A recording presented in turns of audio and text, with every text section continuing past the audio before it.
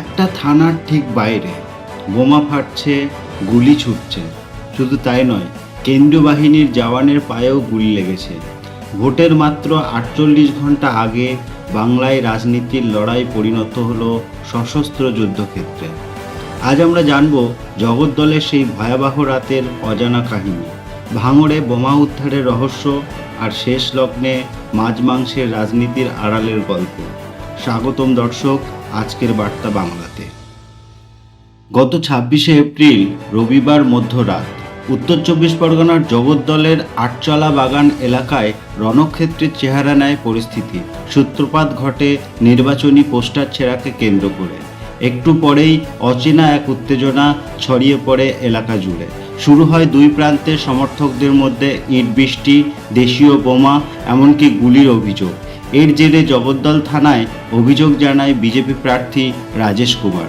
অভিযোগ, সেখানেও তৃণমূল আশ্রিত দুষ্কৃতীরা হামলার চেষ্টা চালায়। ঘটনাচক্রে পুরো জগদ্দল তখন ছিল অন্ধকারের মতোই থমথমে এবং আতঙ্কে। এর কিছুক্ষণ পরেই ভাটপাড়ার বিজেপি প্রার্থী পবন সিংয়ের বাড়ির বাইরে আরও ভয়াবহ এক ঘটনা ঘটে। সেখানে দেশীয় বোমা ছোড়ার পাশাপাশি গুলি চালানোর অভিযোগ ওঠে। আর এর ফলেই গুলিবিদ্ধ হন পবন সিংয়ের নিরাপত্তায় থাকা কেন্দ্রীয় বাহিনী সিআইএসএফের জওয়ান যোগেশ শর্মা। তার পায়ে গুলি লাগে। তড়িঘড়ি তাকে হাসপাতালে ভর্তি করা হয়। এমন অস্থিরতা সামাল দিতে শেষমেশ লাঠিচার্জ করে পুলিশ। শুধু জগদ্দল নয়, ওই একই রাতে দুপক্ষের সংঘর্ষের ঘটনা ঘটে গেল হাওড়াতেও। অভিনেতা তথা বিজেপি প্রার্থী রবি কিষানের রোড শো ঘিরে শুরু হয় উত্তেজনা। বিজেপি ও তৃণমূল পরস্পরের বিরুদ্ধে ভাঙচুরের অভিযোগ তোলে। একদিকে গোটা ঘটনা সামনে আসতেই ঘুম ভাঙে নবান্ন আর নির্বাচন কমিশনেরও। সোমবার সকালে কমিশনের তৎপরতা বেড়ে যায়, ঘটনার তদন্ত শুরু হয়।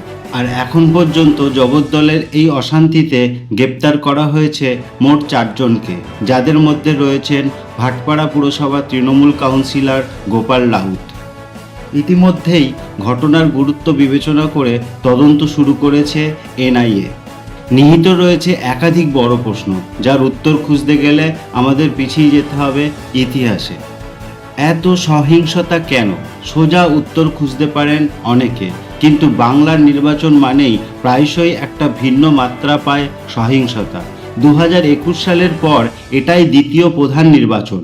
2021 সালের ভোটে আশঙ্কাজনক হারে রাজনৈতিক সহিংসতা দেখেছিল গোটা দেশ।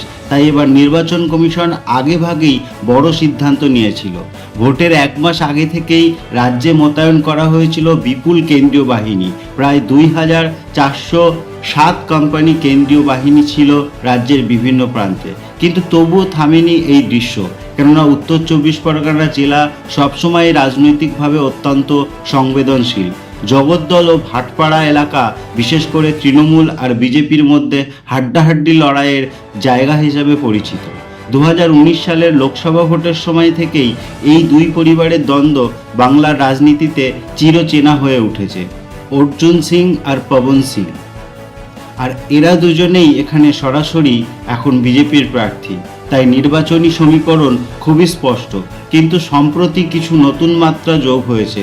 তার মধ্যে সবচেয়ে গুরুত্বপূর্ণ ভাঙড়ের ঘটনা। গত 25শে এপ্রিল দক্ষিণ 24 পরগনার ভাঙড়ের মাঝেরহাট এলাকায় একটি পরিত্যক্ত বাড়ি থেকে প্রায় 79টি কাঁচা বোমা উদ্ধার করে পুলিশ। খবর পেয়ে সঙ্গে সঙ্গে কেন্দ্রীয় স্বরাষ্ট্র মন্ত্রকের নির্দেশে ওই ঘটনার তদন্তের দায়িত্ব পায় এনআইএ। কারণ স্বরাষ্ট্র মন্ত্রকের দাবি, এই বিপুল পরিমাণ বোমা মজুতের পিছনে বড় কোনো ষড়যন্ত্র রয়েছে, যা সাধারণ মানুষের মনে ভয় ও আতঙ্কের পরিবেশ তৈরি করছে। তদন্ত শুরু হওয়ার সঙ্গে সঙ্গেই রাজনৈতিক চাপানুতর শুরু হয়। আইএসএফের অভিযোগ, এলাকায় অশান্তি সৃষ্টি করতেই তৃণমূল কর্মীরা বোমা মজুত করে রেখেছিল। অন্যদিকে তৃণমূল পাল্টা অভিযোগ করে যে দলকে বদনাম করার জন্যই ওই বোমাগুলো সেখানে রেখে গিয়েছে আইএসএফের কর্মীরা। এখন প্রশ্ন হচ্ছে, বিজেপি প্রার্থীর বাড়ির নিরাপত্তায় থাকা কেন্দ্রীয় বাহিনীর জওয়ান গুলিবিদ্ধ হলো কেন?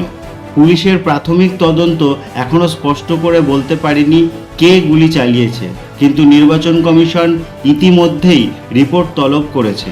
পরস্পরকে দোষারোপ করছে দুই শিবিরই। আসল প্রশ্ন কি, প্রচারের শেষ সময়ে এই সহিংসতা কার বুথ ফেরাতে সবচেয়ে বেশি সাহায্য করবে? বিজেপির কাছে এই ঘটনা তাদের সুবিধার অস্ত্র হয়ে উঠতে পারে। তারা হাতিয়ার করতে পারে বাংলায় তৃণমূলের রাজত্বে কেন্দ্রীয় বাহিনীর জওয়ান নিরাপদ নন এই বার্তা। অন্যদিকে তৃণমূল এই সহিংসতাকে বিজেপি সমর্থিত গুন্ডা রাজনীতি হিসেবে প্রচার করে বাংলার দিদির প্রতি সহানুভূতি জাগাতে পারে। এই গণিত কাজে লাগিয়েই অভিষেক বন্দ্যোপাধ্যায় প্রচারে সরব হয়েছেন। তিনি নদিয়ার হরিণঘাটায় সমাবেশে দাবি করেছেন ৪ঠা মে অর্থাৎ ভোটের পর বিজেপির পতাকা ধরার কেউ থাকবে না। তিনি সরাসরি মতুয়া ভোট ব্যাংককে টার্গেট করে বলেছেন, ভোটার তালিকা থেকে নাম বাদ দেওয়া মতুয়া সম্প্রদায়ের অধিকার ফিরিয়ে দেওয়া হবে।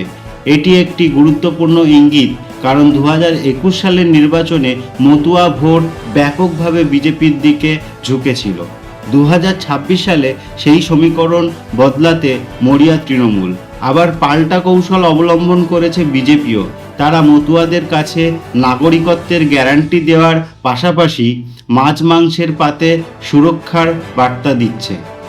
টার্গেট গ্রুপ দারিদ্র্যপীড়িত এবং সংখ্যালঘু সম্প্রদায় যারা ডায়েটের দিকে নজর রাখেন, তাদের মন জয় করতে মাছের রাজনীতি নামক নতুন এক মজার কিন্তু কৌশলী অধ্যায় সৃষ্টি হয়েছে।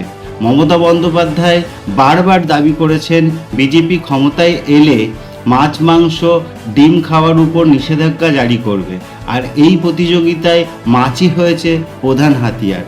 বিজেপির প্রার্থী সৌরভ মুখার্জি থেকে রুদ্রনীল ঘোষ সবাই হাতে মাছ নিয়ে ঘরে ঘরে প্রচার চালাচ্ছেন। অমিত শাহ নিজে মাছ খেয়েছেন, এমনকি নাগাল্যান্ডের মন্ত্রী মাছ খাওয়ার প্রতিযোগিতায় মমতাকে চ্যালেঞ্জ জানিয়েছেন। এই আবহে সহিংসতা এবং সাংস্কৃতিক অস্ত্র উভয় মিলে বাংলা শেষ মুহূর্তে নির্বাচনী প্রচারে এক অদ্ভুত রেস টেনে দিচ্ছে। সাধারণ মানুষের প্রতিক্রিয়ায় সরাসরি ভয় ও বিভ্রান্তির ছাপ। রবিবার মধ্যরাতে জগদ্দল ও ভাটপাড়া থমথমে থাকলেও সোমবার সকালে বিক্ষোভ ও পাল্টা বিক্ষোভে রূপ নেয় পরিস্থিতি। জগদ্দল পুরসভা তৃণমূল কাউন্সিলর গোপাল রাউত গ্রেপ্তার হওয়ার পর দলের কর্মীরা ব্যারাকপুর আদালতের বাইরে প্রতিবাদ জানিয়েছেন। অন্যদিকে বিজেপি এই ঘটনার তদন্ত এনআইএকে দেওয়ার দাবি জানিয়েছে এবং প্রধানমন্ত্রী নরেন্দ্র মোদীর জগদ্দলের সমাবেশ ঘিরে নিরাপত্তা ব্যবস্থা আরও জোরদার করা হয়েছে। সোশ্যাল মিডিয়ায় মমতা বন্দ্যোপাধ্যায়ের পক্ষ থেকেও সরব হয়েছে তৃণমূল।